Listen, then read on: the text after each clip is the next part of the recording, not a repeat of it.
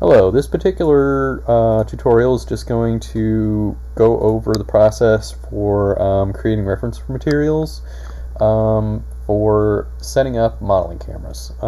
So first thing I did was I went to this website, www.3d.sk, to search for photo references, and you can get them without the watermark and at a much higher resolution.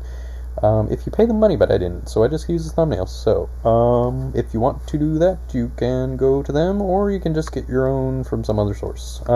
This is what I did, though.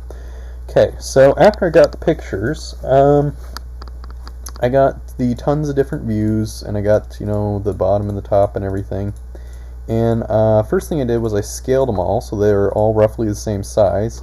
And I also flipped them so that they're all of the left hand, even though they're not really of the left hand. Like some of these are actually the right hand, and I just flipped them across. But yeah. So I labeled all of them: top closed, bottom closed, front, back, fingers spread top, fingers spread bottom. And I also named all of the layers. And I also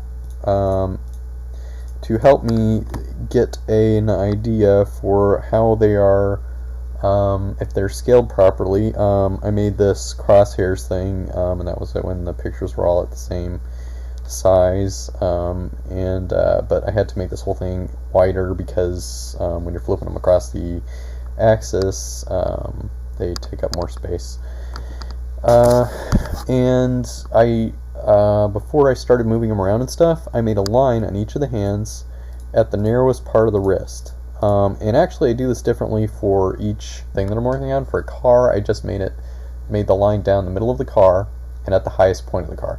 But I found that no matter what direction you're facing, the wrist will always have a thin part to it, and you can always pick that out no matter where you're looking at the wrist from. So I used that as a guide across the horizontal lateral axis of the hand and across the vertical axis of the hand, and to make sure that I've got them lined up roughly the same, I used my guide to put it straight through the middle finger and the index finger, just so that they're kind of a little bit more the same. Now, I'm not going to be using these as precise guides for building the model. I'm just going to be using them as rough guides as to where they should be, because these pictures don't line up exactly the same. They're just so I know what the shape of the hand is. So it's going to be easier if you've got something that's like a technical drawing, like for a car, or a line drawing for a figure, because that person already knows ahead of time what they're supposed to do, but maybe they're not. So I can't really address that, but I just know what I've been working with so far. So then I save them out as name.number.file extension, and I tried name.file extension, and that didn't work so well with Maya. And now what I'm going to do is I'm going to put them into the Maya source images folder for the thing. And I also, when I exported the images, they're all the same size, even though they don't line up the exact same on the axis, I don't think, but that's fine, because I'm going to just reposition it using the image plane camera later on. So I'm just going to copy these to where I've got the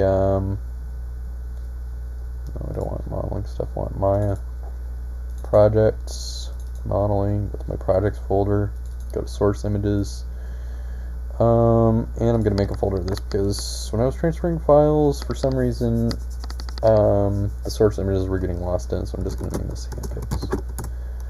I'm going to put them in here, and I'm also going to put them in source images. And I just want to zip this up.